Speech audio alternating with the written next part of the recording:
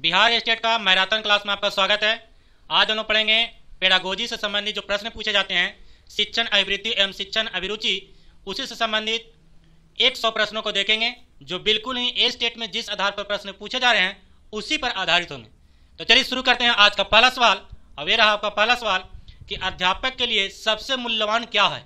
उसकी नौकरी, उसकी गरिमा एवं मर्यादा, छात्रों का विश्वास, उसके शिक्षण के प्रति आस्था। आप इसे मन में ही बना सकते हैं या कॉपी पर बना सकते हैं या हमारे साथ बना सकते हैं। तो चलिए इसका आंसर देखते हैं। यहाँ पर क्लिक करेंगे और इनका आंसर है छात्रों का विश्वास, यानी कि अध्यापक के लिए सबसे मूल्यवान होता है कुछ छात्रों पर विश्वास। नेक्स्ट प्रश्न है, एक अच्छा अध्यापक वह है जो मेधावी व परिश्रमी हो, अपने विद्यार्थियों से सच्ची लगन रखता हो, सादा जीवन व्यतीत करता हो, अपने विषय में प्रवीण हो। चलिए अपना अपना आंसर अपना मन में बैठा लीजिए। चलिए इसका आंसर होगा अपने विद्यार्थियों से सच्ची लगन रखता हो। अपने विद्यार्थी से सच्ची लगन रखता हो वही एक अच्छा अध्यापक माना जाएगा। नेक्स्ट प्रश्न है, शिक्षा के प्रचार एवं प्रसार से लोकतंत्र मजबूत होते हैं, अंधविश्वास में कमी आती है, आर्थिक विकास की दर बढ़ता है, ये सभी। तो देखिए इसका आंसर होगा इनमें से सभी। और इनका जो उत्तर है लगभग 95 से 99% तक सही रहता है। आप स्कूल के बाहर अपने किसी छात्र से किस प्रकार से व्यवहार करेंगे? अजनबी की तरह, उससे बात करना पसंद नहीं करेंगे, बहुत गंभीर होकर, या मित्रों की तरह। देखिए आप स्कूल से बाहर मिले हैं इसलिए आपको बहुत ही गंभीरता होकर बात करना होगा। नेक्स्ट प्रश्न है, शिक्षण क्या है? टीचिंग क्या है? एक कौशल है, एक कला है, एक क्रिया मात्र है या एक तपस्या है? तो शिक्षण एक कला है। यहाँ पे हम फटाफट 100 क्वेश्चनों को देखेंगे जो आपके एग्जाम के व्यू से ही सिर्फ बनाया गया है। शिक्षा तभी सार्थक होगी जब पाठ्यक्रम केंद्रित हो, छात्र केंद्रित हो, रोजगार केंद्रित हो, समाज केंद्रित हो। सार्थक तभी माना जाएगा जब बाल केंद्रित हो, यानी कि यहाँ पे आंसर के अनुसार होगा छात्र केंद्रित। नेक्स्ट प्रश्न है कि शिक्षक की समस्याओं को हल करने का दायित्व किसका है? और इस प्रकार का प्रश्न 11 सितंबर को पूछा भी गया था कि शिक्षक का समस्याओं का हल करने का दायित्व किसका? प्रधानाचार्य का, शिक्षकों का, सरकार का या शिक्षाविदों का? तो इसका आंसर होगा शिक्षकों का है। किसका है? शिक्षकों का। नेक्स्ट प्रश्न है कि शिक्षक की योग्यता एवं आचरण का सबसे अच्छा मूल्यांकन कौन करते हैं? उनके प्रधानाचार्य, उनके शिष्य, समाज के समृद्ध लोग या विशेषज्ञ? तो देखिए शिक्षक की अगर योग्यता की बात करें, आचरण की बात करें तो उनका मूल्यांकन उसका शिष्य करेंगे, यानी उनका छात्र करेंगे। नेक्स्ट प्रश्न है, आपके विचार में शिक्षा का उद्देश्य होना चाहिए। अब ये भी प्रश्न आपका 11 सितंबर और 9 सितंबर का पूछा हुआ प्रश्न है। आप किसी से पूछ भी सकते हैं कि 9 सितंबर जिनका एग्जाम था या 11 सितंबर क्या ये प्रश्न पूछा गया था कि नहीं। आपके विचार में शिक्षा का उद्देश्य होना चाहिए शिक्षा ग्रहण करने के बाद नौकरी, छात्रों का मानसिक योग्यता का विकास, छात्रों का साक्षर बनाना, बालकों का सर्वांगीण विकास। इसी प्रकार से था, ऑप्शन थोड़ा सा चेंज था। तो इनका आंसर होगा बालकों का सर्वांगीण विकास। नेक्स्ट प्रश्न है, पाठ्यक्रम निर्माण में किस बात को मुख्य रूप से ध्यान रखना चाहिए? पाठ्यक्रम के निर्माण में किस बात को मुख्य रूप से ध्यान रखना चाहिए? पहला है शिक्षक के उद्देश्यों को, छात्र की आवश्यकताओं, रुचियों एवं योग्यता को, शिक्षण अनुसंधानों को, ए और बी दोनों, यानी कि शिक्षा के जो उद्देश्य हैं और छात्रों, अभिभावक, रुचियों एवं योग्यताओं को। तो इसका आंसर हो जाएगा ए और बी दोनों। चलते हैं अब नेक्स्ट प्रश्न की ओर। और नेक्स्ट प्रश्न है कि एक प्रधानाचार्य को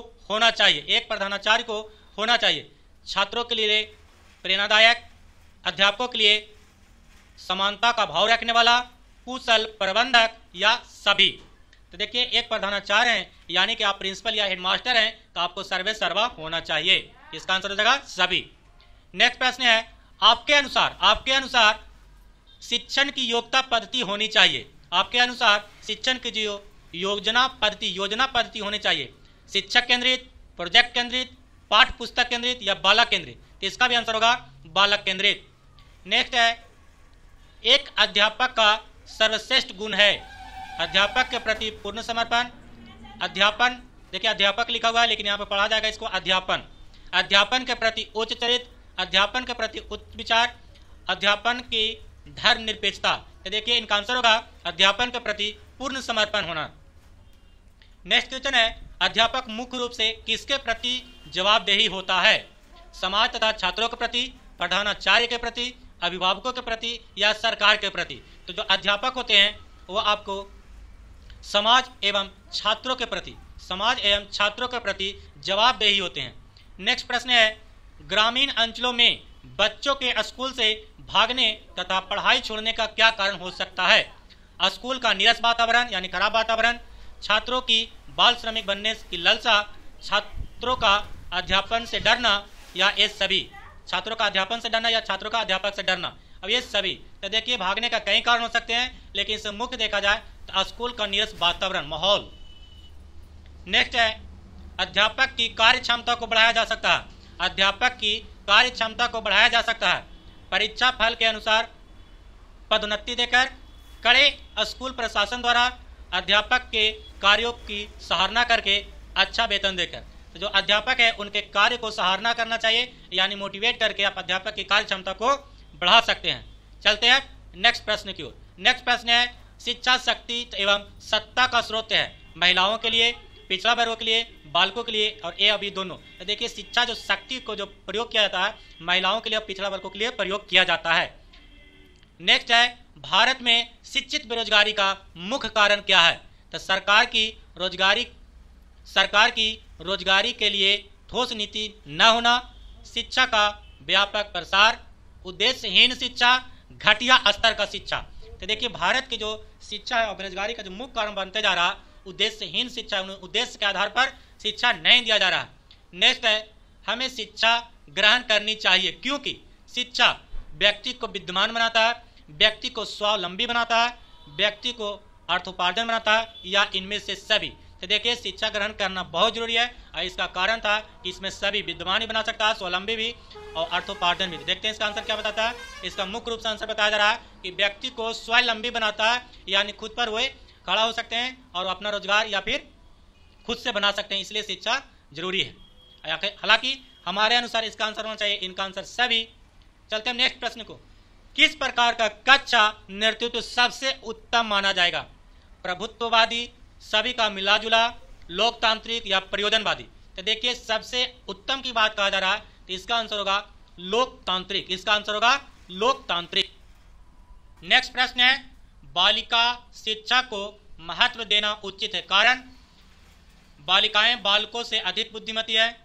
अतीत में बालिकाओं को बुरी तरह से विभाजित किया जाता था। किसी सामाजिक परिवर्तन के नेतृत्व में केवल महिलाएं समर्थ हैं। बालिकाएं बालकों से अल्पसंख्यक है। तो देखिए अल्पसंख्यक के आधार पर आप उचित नहीं मानेंगे और बुद्धिमान ये भी गलत है। और अतीत में बालिकाओं का बुरी हालत हुआ है, इसके कारण आप बालिका को उचित महत्व नहीं देंगे। तो सिर्फ एक ही ऑप्शन बचा, वो है सी। किसी सामाजिक परिवर्तन के नेतृत्व में महिला का अधिक महत्व होता है। किसी भी सामाजिक परिवर्तन करना हो तो माँ ही इसे प्राथमिक शिक्षक माना भी जाता है। नेक्स्ट है, यदि कोई विद्यार्थी आपका सम्मान नहीं करता है तो आप क्या करेंगे? उसे डांटेंगे, उसकी उपेक्षा करेंगे, परीक्षा में कम अंक देंगे? इनमें से कोई नहीं। तो देखिए ना ही उसे हम डांट सकते हैं और ना ही उसकी उपेक्षा कर सकते हैं, यानी कि उसके बुराई कर सकते हैं, और ना ही परीक्षा में हम कम अंक दे सकते हैं। इनमें से कोई नहीं इसका आंसर, इनमें से कोई नहीं। नेक्स्ट प्रश्न है, निम्न में से किस स्तर में बच्चे अपने समकक्षी वर्ग का सक्रिय सदस्य बन जाते हैं? सक्रिय सदस्य बन जाते हैं किशोरावस्था, वयस्कावस्था, प्राक बाल्यावस्था या सिर्फ बाल्यावस्था? इसका आंसर होगा किशोरावस्था। इसका आंसर होगा किशोरावस्था। नेक्स्ट है, एक समान 12 वर्ष की उम्र के बच्चे में सबसे अधिक होने की संभावना है। कुल प्रेरक समन्वय में कठिनाई, समकक्षी के अनुमोदन के लिए बेचैनी, अब और यहाँ से उनकी रुचियों को सीमित करना, वयस्कों को खुश करने के बारे में दुनिश्चित की अनुभूति। चलिए इसका आंसर देखते हैं। इसका आंसर होगा समकक्षी। समकक्षी के अनुमोदन के लिए बेचैनी, यानी कि समकक्षी से मिलने की बेचैनी, बात करने की बेचैनी। और क्या बता, 12 वर्ष के बाद अगर अधिक हो जाता है, यानी कि जब किशोरावस्था होता है तो अपने क्लासमेट के साथ अधिक से अधिक बात करना, खेलना ज़्यादा पसंद करने लगता, दोस्ती करना ज़्यादा पसंद करने लगता। नेक्स्ट प्रश्न है, किसी विद्यार्थी की सबसे महत्वपूर्ण विशेषता क्या है या क्या होना चाहिए? उत्तरदायित्व की अनुभूति, आज्ञाकारिता, सहानुभूति, ईमानदारी? इसका आंसर होगा सहानुभूति।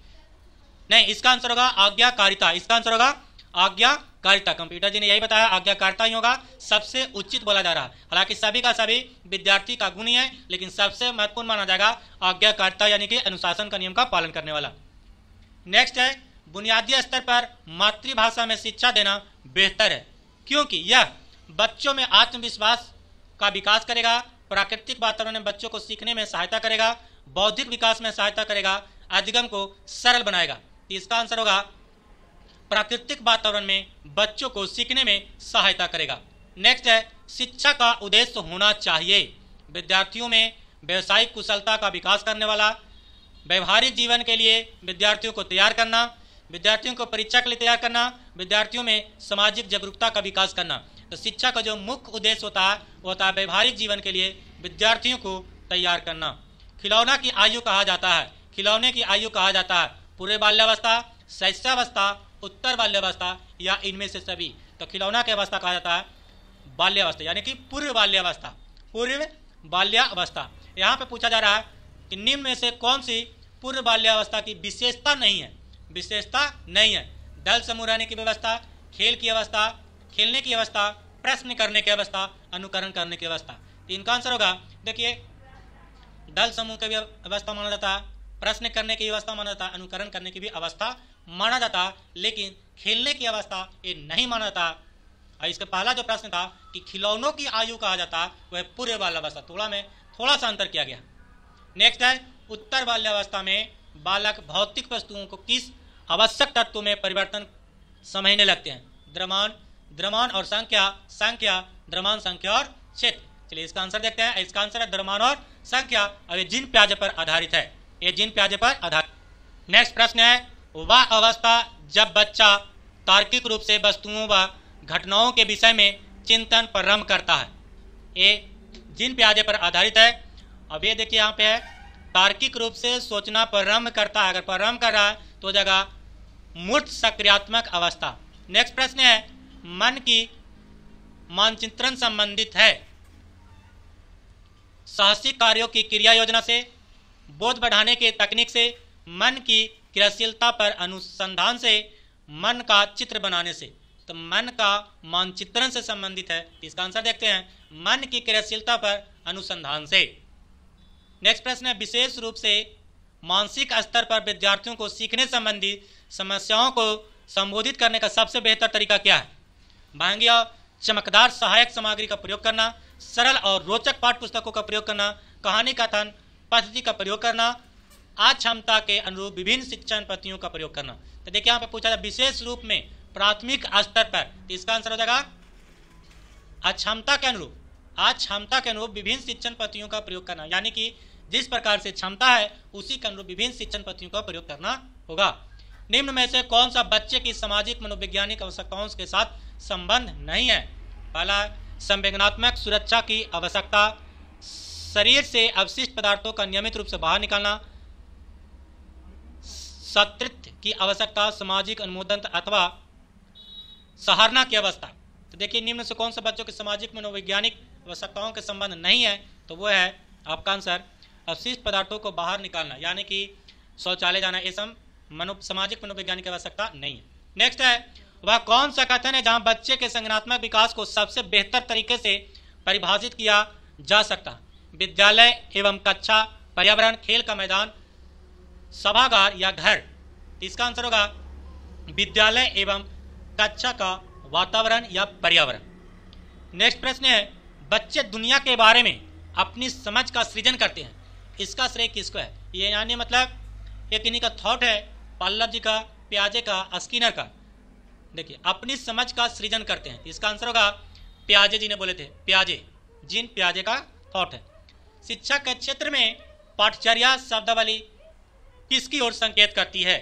विद्यालय के संपूर्ण कार्यक्रम जिसमें विद्यार्थी प्रतिदिन अनुभव प्राप्त करते हैं, मूल्यांकन प्रक्रिया, शिक्षण पद्धति एवं पढ़ाई जाने वाली विषय वस्तु, कक्षा में प्रयुक्त की जाने वाली पाठ्य सामग्री। तो देखिए पाठचर्या यानी कि जो कैरिकुलम शब्द का प्रयोग किया जाता है वो विद्यालय का संपूर्ण कार्यक्रम जिसमें विद्यार्थी प्रतिदिन अनुभव प्राप्त करते हैं। नेक्स्ट है निम्न में से किसने कहा है कि शिशु अपने एवं अपने संसार के बारे में अधिकांश बातें खेल के माध्यम से सीखते हैं? ये भी किन्हीं का थॉट है और इसका आंसर है एस्ट्रैक्ट यानी कि डी। नेक्स्ट है विकास कभी न समाप्त होने वाली प्रक्रिया है, अब यह विचार किससे संबंधित है? और इस प्रकार से प्रश्न पूछा जा चुका है कि निम्न में कौन विकास की प्रक्रिया नहीं है? ऑप्शन है निरंतरता का सिद्धांत, अंतः संबंध का सिद्धांत, अंतः क्रिया का सिद्धांत, एकीकरण का सिद्धांत। तो देखिए कौन इससे विकास कभी न समाप्त होने वाली प्रक्रिया है, इसी से संबंधित कौन है? तो निरंतरता विकास का सिद्धांत। नेक्स्ट है निम्नलिखित में से किस अवस्था में बच्चे अपने समवयस्क के सक्रिय सदस्य होते हैं? समवयस्क के, तो इसका आंसर लगा अभी बताए थे किशोरावस्था। किशोरावस्था। शिक्षा के माध्यम से कल्याण होता है, शिक्षा के माध्यम से कल्याण होता है समाज के सभी वर्गों का, आदर्श परिवार का, मनुष्य के व्यक्तित्व का, छात्र एवं छात्राओं का। तो देखिए इसका आंसर होगा समाज के सभी वर्गों का शिक्षा के माध्यम से कल्याण होता है। नेक्स्ट है एक अध्यापक के रूप में आप प्राथमिकता देंगे विज्ञान विषयों को, वैज्ञानिक दृष्टिकोण एवं विचार को, उच्च विचारों को या आस्था को। आप एक शिक्षक हैं इसलिए वैज्ञानिक दृष्टिकोण को आप ज्यादा महत्व देंगे। नेक्स्ट प्रश्न है आपके अध्यापन करते समय यदि कोई छात्र आपकी त्रुटियों की ओर संकेत करती है तो आप छात्रों को कक्षा के बाद मिलने के लिए कहेंगे, छात्रों को चुप रहने के लिए कहेंगी, स्वीकार कर लेगी, दूसरे दिन अच्छी तैयारी करके जाएगी।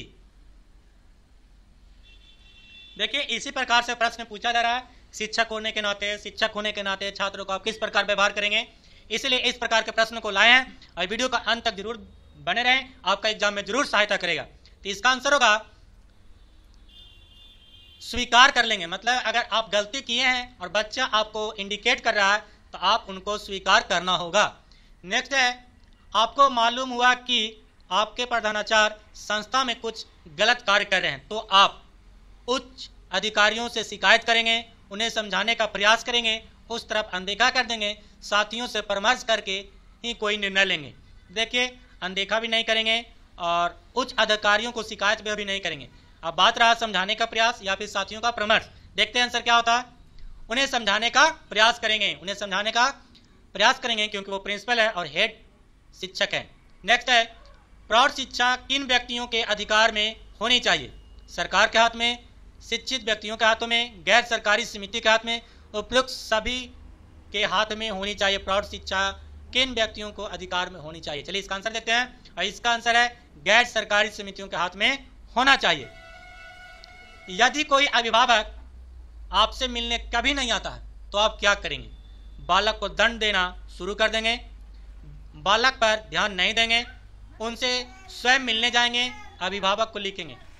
देखिए अभिभावक आपसे मिलने नहीं आ रहा है तो आपको उनसे स्वयं मिलने जाना चाहिए, यानी कि इसका आंसर होगा सी, लेकिन यहाँ पे आंसर दे रहा है डी, अभिभावक को लिखेंगे। अगर इसका आंसर गलत हम देते हैं तो आप हमें कमेंट में देने का प्रयास करेंगे क्योंकि कंप्यूटर में भी कुछ एक दो आंसर गलत रहता है। अगर आप तुम कन्फर्म है कि इसका आंसर सी होगा या डी होगा तो हमें कमेंट में देने का प्रयास करें।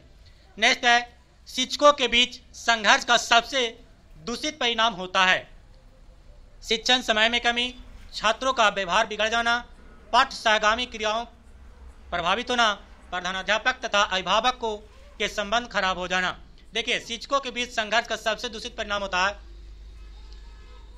आंसर देखते हैं, इसका आंसर होगा छात्रों का व्यवहार बिगड़ जाना, यानी छात्रों का व्यवहार बिगड़ जाएगा जब शिक्षक ही संघर्ष से गुजरने लगे। छात्रों में अनुशासन बनाए रखने के लिए एक शिक्षक की कौन सी भूमिका सराहनीय है? शिक्षक की अपनी योग्यता, शिक्षक का विचार, शिक्षक का व्यक्तित्व, शिक्षक की कक्षा प्रबंध क्षमता। छात्रों को अनुशासन बनाए रखने के लिए एक शिक्षक की कौन सी भूमिका सराहनीय है? तो शिक्षक की अपनी योग्यता, शिक्षक का विचार, शिक्षक का व्यक्तित्व और शिक्षक का कक्षा प्रबंधन। चलिए इसका आंसर देखते हैं और इसका आंसर होगा शिक्षक का कक्षा प्रबंधन की क्षमता। अनुशासन का मुख्य प्रभाव किस पर पड़ेगा? कक्षा के जो शिक्षक हैं और उसका प्रबंध क्षमता पर आधारित है। नेक्स्ट है और देखिए ये साइकोलॉजी का प्रश्न है, इसमें सभी का मन विचार जो होता है अलग होते हैं। हर दो व्यक्ति एक तरह का नहीं हो सकते, उनका विचार एक तरह का मेल नहीं कर सकते। चलिए एक प्रश्न है, किस विद्वान ने कहा था कि शिशु का मस्तिष्क एक कोरी स्लेट की तरह है? रूसो ने, प्लेटो ने, एडवर्ड जेनर ने या बटलर ने? तो इसका आंसर होगा, ये बहुत ही फेमस क्वेश्चन है और इसका आंसर है प्लूटो ने। नेक्स्ट है, किस विद्वान ने सीखने का 5 चरण बताएं? सीखने का 5 चरण बताएं। तो इसका आंसर होगा हर्बर्ट महोदय ने सीखने का 5 चरण बताए हैं। नेक्स्ट प्रश्न है, अनुशासन भंग करने वाले छात्र को दिया गया दंड ऐसा होना चाहिए कि भय के कारण कोई छात्र अनुशासन भंग न करे, वह छात्र हमेशा उसकी याद करके कांप जाए। दंड पाने वाला छात्र अपने को सुधार ले, स्कूल भर में उनकी चर्चा हो। इसका आंसर होगा दंड पाने वाला छात्र अपने में सुधार कर ले, दंड देने के बाद उसमें सुधार करे। नेक्स्ट है किंडरगार्टन स्कूल सबसे पहले किस देश में खोला गया था? ऑप्शन है इंग्लैंड, इटली, जर्मनी, फ्रांस। इसका आंसर होगा जर्मनी में। किंडरगार्टन स्कूल सबसे पहले जर्मनी में खोला गया था। भाषा सीखने का प्रभावी उपाय क्या है? ऑप्शन पाठ्य पुस्तकें पढ़ना, सहायक पुस्तकें पढ़ना, अखबार पढ़ना या वार्तालाप करना। तो भाषा सीखने का सबसे उपाय अच्छा है कि वार्तालाप करना। नेक्स्ट है छात्रों के चरित्र निर्माण में सबसे अधिक महत्वपूर्ण किसकी होती है? अध्यापक के उद्देश्यों की, स्वयं अध्यापक के आदर्श चरित्र का, महापुरुषों का जीवन गाथा पढ़ने की, धार्मिक शिक्षा की। देखिए बच्चों के जो चरित्र का निर्माण होता है सबसे अधिक महत्वपूर्ण होता है कि अध्यापक स्वयं आदर्श चरित्र का निर्माण करे, यानी स्वयं चरित्र तरह व्यवहार करे, तो बच्चे अनुकरण के माध्यम से सीखेंगे। नेक्स्ट है निम्नलिखित शिक्षण विधियों में कौन सा विधि वास्तविक अनुभवों को प्रदान करके दृष्टिकोण से उचित है? भ्रमण विधि, प्रोजेक्ट विधि, भाषण विधि, पाठ्य पुस्तक विधि। शिक्षण विधियों में कौन सी विधि वास्तविक अनुभवों को प्रदान करने के दृष्टिकोण सबसे उत्तम माना जाता है? इसका आंसर है भ्रमण विधि। मतलब क्या आता है, वास्तविकता को देखते हैं और उसी के माध्यम से बच्चे सीख लिया जा रहे हैं। निःशुल्क एवं अनिवार्य शिक्षा, प्राइमरी शिक्षा लागू होने का फलस्वरूप बालकों में साक्षरता बढ़ी है, ग्रामीण क्षेत्रों में साक्षरता बढ़ी है, देश की साक्षरता बढ़ी है और सभी का बढ़ा। तो जाहिर सी बात है इस सभी में साक्षरता दर बढ़ेगा। नेक्स्ट है नर्सरी स्कूल की शुरुआत किसने की थी? डाल्टन ने, जॉन डीवी ने, फ्रोबेल ने और एनी बेसेंट ने। इसका आंसर होगा फ्रोबेल नामक मनोवैज्ञानिक ने। नेक्स्ट है शिक्षा के क्षेत्र में सर्वाधिक महत्वपूर्ण तत्व अभिरुचि। यह विचार था रूसो का, मारिया मॉन्टेसरी का, मैकडूगल का, टीपी नन का। देखिए सर्वाधिक महत्वपूर्ण तत्व माना जाता है अभिरुचि का। ये किसके द्वारा है? तो इसका आंसर है टीपी नन के द्वारा। टीपी नन के द्वारा। आजकल के आवासीय स्कूलों की जगह भारतीय पद्धति के स्कूल थे, मदरसे, आश्रम, गुरुकुल, मकतब। देखिए आजकल के जो आवासीय विद्यालय है और पहले के जो भारतीय पद्धति के किस प्रकार के स्कूल हैं थे? ऑप्शन है मदरसे, आश्रम, गुरुकुल और मकतब। इसका आंसर होगा गुरुकुल। गुरुकुल में लोग रहते थे और वहीं आश्रम में रहकर पढ़ते थे। नेक्स्ट है भारत में स्त्री शिक्षा का एक महान समर्थक कौन थे? महात्मा गांधी, रविंद्रनाथ टैगोर, कार्वे या अरविंदो। इसका आंसर है कार्वे। इसका आंसर है नेक्स्ट बच्चों का प्रथम अध्यापक कौन होता है? उनका अपना चेतन मन, उनका पर्यावरण, उनके माता पिता या अध्यापक। तो प्रथम अध्यापक होते हैं उनके माता या पिता। इसे माँ ही ऑप्शन आता है। नेक्स्ट है शिक्षण का कार्य हर व्यक्ति कर सकता है, हर व्यक्ति का बस का नहीं है। पढ़ा लिखा व्यक्ति कर सकता है, बहुत से शिक्षक भी नहीं कर पाते।